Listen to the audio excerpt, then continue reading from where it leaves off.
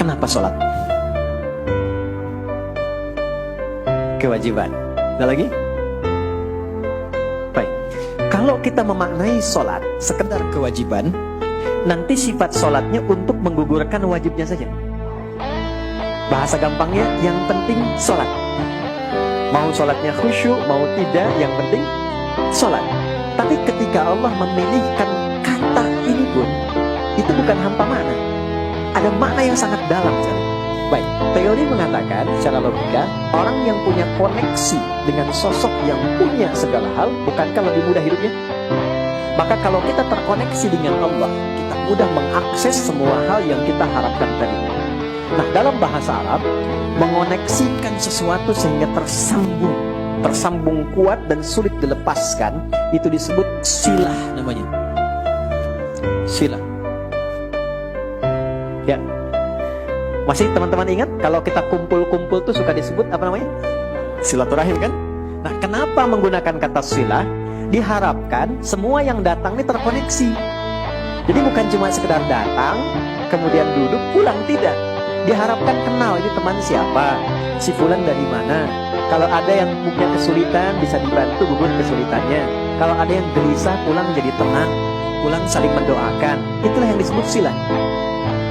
Nah, jika kita ingin merubah kata ini dengan koneksi yang sangat kuat dalam bentuk ibadah yang terpola caranya awal sampai akhir, maka rubah kalimatnya dari silah menjadi sholat.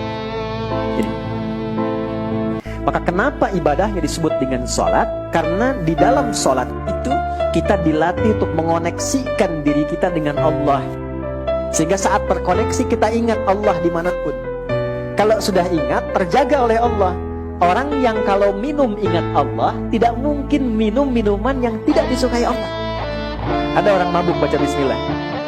Gak ada. Orang kalau ingat Allah gak akan menipu. Orang kalau ingat Allah gak mungkin keluar masjid tertukar sendal. Itu gak mungkin tuh. Ya kan? Orang kalau ingat Allah gak akan menyakiti, karena ingat. Nah, ini yang dimaksudkan Quran surah ke-20 ayat ke-14. Ini konsep dasarnya ini. Ya, innani anallahu la ilaha illa ana fa'budni. Akulah Allah yang menguasai segalanya, satu-satunya Tuhan yang punya semua akses dalam kehidupan. Maka kalau Anda ingin mendapatkan semua kemudahan, fa'budni, terhubunglah denganku, mendekat kepadaku.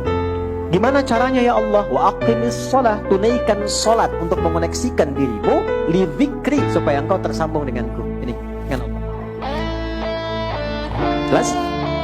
Nah, karena itulah dalam salat ketika kita tersambung, kita mengungkapkan semua harapan-harapan kita, termasuk mencurahkan kesulitan-kesulitan kita, sehingga kita meminta solusi.